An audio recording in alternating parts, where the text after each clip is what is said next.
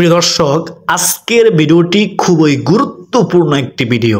কেননা আজকের ভিডিওতে আমি আপনাদের সামনে এমন বারটি জিকির তুলে ধরব, আপনি যদি এই বারটি জিকির করে মৃত্যুবরণ করেন তাহলে মহান আল্লাহ রাব্বুল আলামিন আপনাকে মৃত্যুর পর সাথে সাথে জান্নাতে প্রবেশ করাবেন ইনশাআল্লাহ।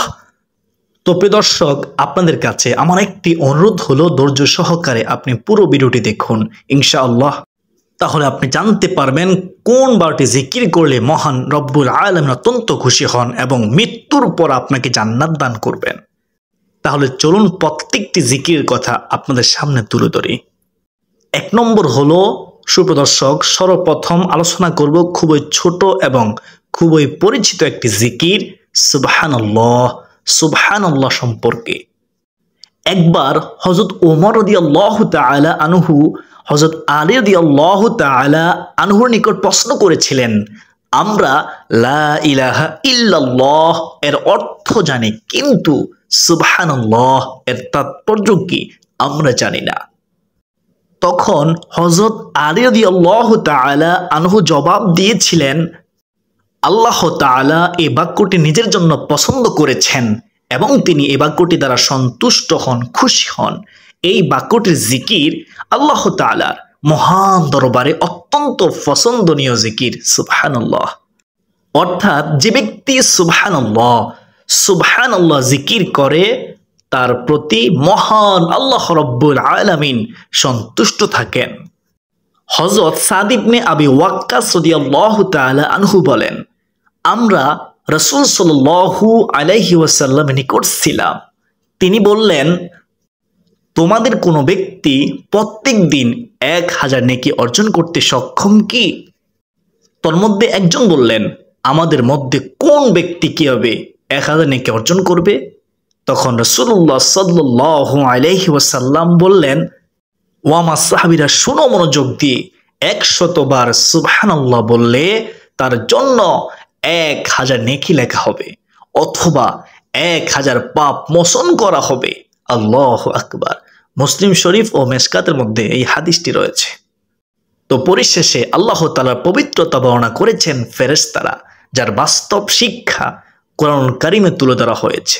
কোরআনুল কারীমের মধ্যে রয়েছে রাসূল সাল্লাল্লাহু আলাইহি ওয়াসাল্লামের হাদিস দ্বারা ফজিলত বর্ণনা করা হয়েছে। সুতরাং অনেক ছোট বাক্য সুবহানাল্লাহ, অনেক ছোট বাক্য সুবহানাল্লাহ, কিন্তু এই সুবহানাল্লাহ জিকির অত্যন্ত জরুরি।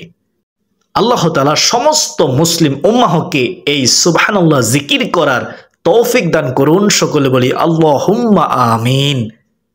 সুপ্রিয় দর্শক, 2 নম্বরে যে জিকিরটির কথা বলবো সে জিকিরটি হচ্ছে আলহামদুলিল্লাহ।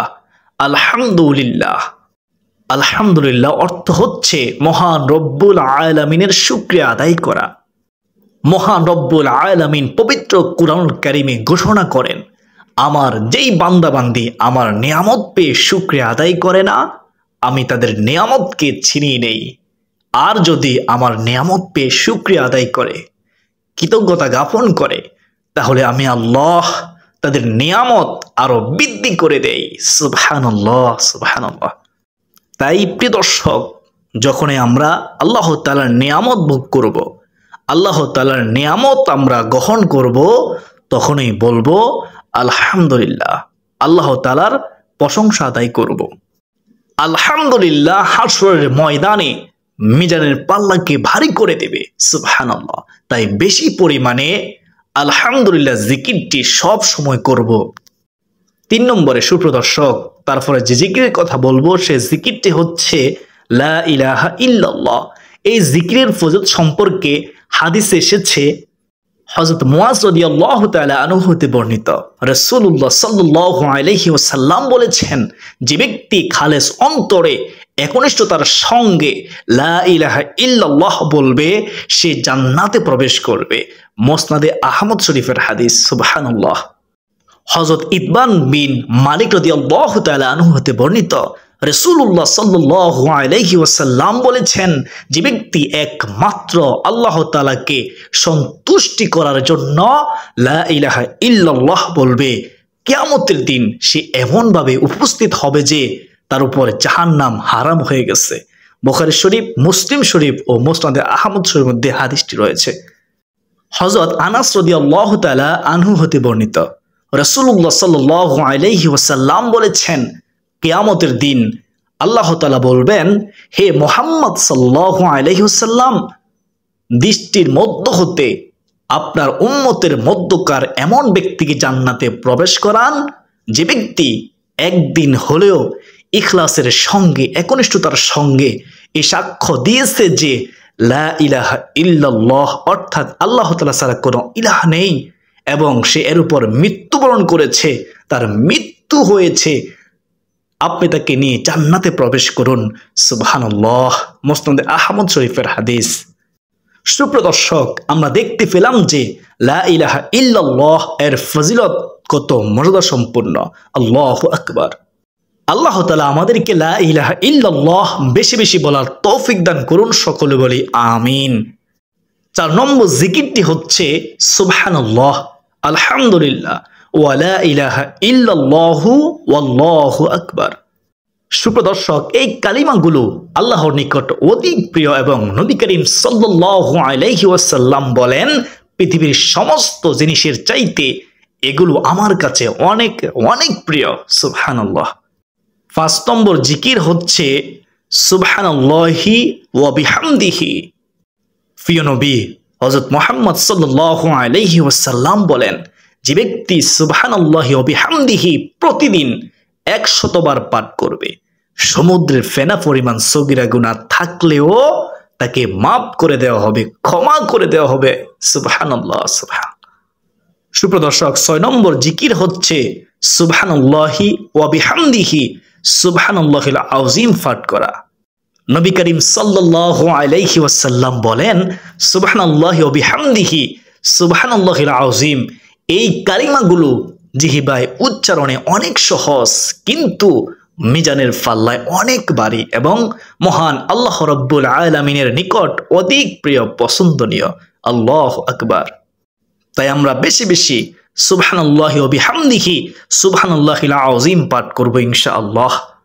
সুপ্রিয় দর্শক, 7 নম্বর জিকির হচ্ছে, যে ব্যক্তি সুবহানাল্লাহিল আযীম ওয়া বিহামদিহি পাঠ করবে, জান্নাতে তার জন্য একটি করে জান্নাতি খেজুর গাছ রোপণ করা হবে। সুবহানাল্লাহ। সুপ্রিয় দর্শক, জান্নাত মহান রব্বুল আলামিন এমনভাবে সৃষ্টি করেছেন, আপনার আমলের পর যত বেশি হবে জান্নাত তত সাজসজ্জা হবে। সুবহানাল্লাহ। এই যে এখানেই তার প্রমাণ। প্রিয় নবী সাল্লাল্লাহু আলাইহি ওয়াসাল্লাম বলেন, যে ব্যক্তি সুবহানাল্লাহিল আযীম ওয়া বিহামদিহি পাঠ করবে, প্রতিবার তার জন্য জান্নাতে একটি জান্নাতি খেজুর গাছ রোপণ করা হবে। সুবহানাল্লাহ।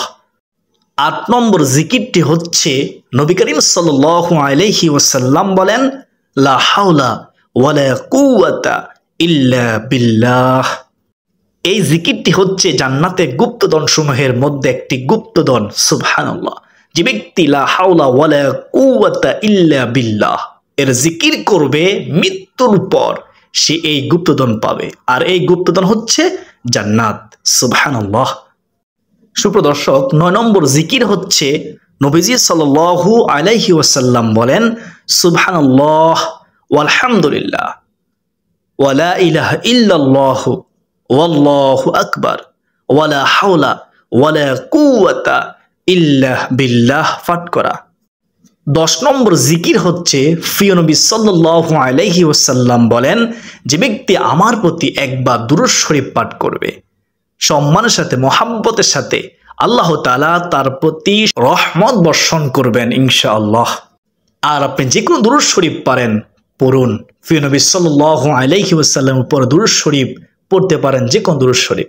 মহান রব্বুল আলামিন আপনাকে 3টি পুরস্কার দান করবেন, আমরা সকলে জানি, তারপরেও বলতেছি। আর সেই 3টি পুরস্কার হচ্ছে, আপনার প্রতি 10 বার রহমত বর্ষণ করবেন, 1 নম্বর। 2 নম্বর হলো 10টি গুনাহ ক্ষমা করে দিবেন। সুবহানাল্লাহ। 3 নম্বর হলো আল্লাহ তাআলার আদালতে আপনার 10 গুণ মর্যাদা বৃদ্ধি পাবে। সুবহানাল্লাহ। এবং নবী করিম সাল্লাল্লাহু আলাইহি ওয়াসাল্লাম আরো বলেন, যে ব্যক্তি আমার প্রতি সকালে 10 বার এবং বিকালে 10 বার দুরূদ শরীফ পাঠ করবে, সে ব্যক্তি কিয়ামতের দিন আমার শাফায়াত পাবে, সুপারিশ পাবে। সুবহানাল্লাহ। আল্লাহ তাআলা আমাদেরকে বেশি বেশি আমল করার তৌফিক দান করুন, আমিন। সুপ্রদর্শক, 11 নম্বরে যে জিকিরের কথা বলবো সেটা হচ্ছে বিসমিল্লাহ।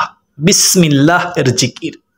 এই জিকির এত ফজিলত, নবীজি সাল্লাল্লাহু আলাইহি ওয়াসাল্লাম বলেন, যে কোনো কাজের ক্ষেত্রে যদি বিসমিল্লাহ বলে শুরু না করা হয় তাহলে ওই কাজটি হয় লেজ কাটার মতো। নাউজুবিল্লাহ। যেমনইভাবে একটি লেজবিহীন প্রাণীকে ভালো দেখা যায় না, ঠিক কাজটিও তেমন ভালো হয় না। আল্লাহ তাআলা আমাদেরকে এই বিসমিল্লাহ বলে কাজ শুরু করার এবং বিসমিল্লাহর জিকির করার তৌফিক দান করুন, আমিন। যে কাজের শুরুতে বিসমিল্লাহ বলে শুরু না করা হয় ওই কাজের মধ্যে শয়তান ঢুকে যায়, শয়তান প্রবেশ করে। আল্লাহ তাআলা আমাদেরকে বুঝার তৌফিক দান করুন, আমিন। সুপ্রদিনী ভাই বোনেরা, 12 নম্বরে যে জিকিরের কথা বলবো সেটা হচ্ছে আল্লাহু আকবার। এই জিকির করা। আল্লাহু আকবার মানে হলো আল্লাহ তাআলা হচ্ছেন সবচেয়ে বড়। যে ব্যক্তি আল্লাহ তাআলাকে সবচেয়ে বড় মানে তার দুনিয়াতে কোনো টেনশন নেই, আখিরাতেও কোনো টেনশন নেই, মানে দুজাহানে কোনো টেনশন নেই, ফেরেশানি নেই। মহান রব্বুল আলামিন তাকে মৃত্যুর পর জান্নাত দান করে তার প্রতিদান দিয়ে দিবেন ইনশাআল্লাহ। প্রিয় দর্শক, এই 12টি জিকির আমি আপনাদেরকে আবারও বলছি, আপনারা চাইলে লিখে রাখতে পারেন। 1 নম্বর হলো সুবহানাল্লাহ, 2 নম্বরে আলহামদুলিল্লাহ, 3 নম্বরে লা ইলাহা ইল্লাল্লাহ, 4 নম্বরে সুবহানাল্লাহি ওয়ালহামদুলিল্লাহি ওয়া লা ইলাহা ইল্লাল্লাহু ওয়াল্লাহু আকবার, 5 নম্বরে হচ্ছে সুবহানাল্লাহি ওয়া বিহামদিহি, 6 নম্বরে হচ্ছে সুবহানাল্লাহি ওয়া বিহামদিহি সুবহানাল্লাহিল আযীম, 7 নম্বরে হচ্ছে সুবহানাল্লাহিল আযীমি ওয়া বিহামদিহি, 8 নম্বরে হচ্ছে লা হাওলা ওয়ালা কুওয়াতা ইল্লা বিল্লাহ, 9 নম্বর হচ্ছে সুবহানাল্লাহি ওয়ালহামদুলিল্লাহি ওয়া লা ইলাহা ইল্লাল্লাহু ওয়াল্লাহু আকবার ওয়ালা হাওলা ওয়ালা কুওয়াতা ইল্লা বিল্লাহ, 10 নম্বর হচ্ছে প্রিয় নবী সাল্লাল্লাহু আলাইহি ওয়াসাল্লামের উপরে যে কোন দুরূদ শরীফ পাঠ করা, 11 নম্বর হচ্ছে আল্লাহু আকবার পাঠ করা, 12 নম্বর হলো বিসমিল্লাহ পাঠ করা। সুপ্রিয় দর্শক, এই 12টি জিকির যদি আপনাদের অন্তরে খালেস নিয়তের মাধ্যমে পাঠ করতে পারেন ইনশাআল্লাহ অনেক অনেক ফায়দা হবে। হাসরের ময়দানে আপনার মিজানের পাল্লাকে অনেক গুণ ভারী করে দিবে এই আমলগুলো ইনশাআল্লাহ। মহান আল্লাহ রাব্বুল আলামিন আমাদের সবাইকে উপরোক্ত আমলগুলো করার তৌফিক দান করুন। সকলে বলি আল্লাহুম্মা আমিন। আমি আশা করি আপনারা বুঝতে পেরেছেন। আমি আশা করি যেহেতু এই আলোচনাটি অনেক গুরুত্বপূর্ণ ছিল তাই শেয়ার করে সবাইকে শেখার সুযোগ করে দিবেন ইনশাআল্লাহ। এবং ইসলাম প্রচারের স্বার্থে ভিডিওতে একটি লাইক দিয়ে ও কমেন্টে আলহামদুলিল্লাহ লিখে আল্লাহর শুকর আদায় করুন, কেননা আল্লাহ তাআলা আপনাকে আজকের গুরুত্বপূর্ণ আলোচনা শোনার তৌফিক দিয়েছে। আলহামদুলিল্লাহ। আজকের দিন পর্যন্তই। সকলে সুস্বাস্থ্য কামনা করে বিদায় নিচ্ছি। আসসালামু আলাইকুম ওয়া রাহমাতুল্লাহি ওয়া বারাকাতুহু।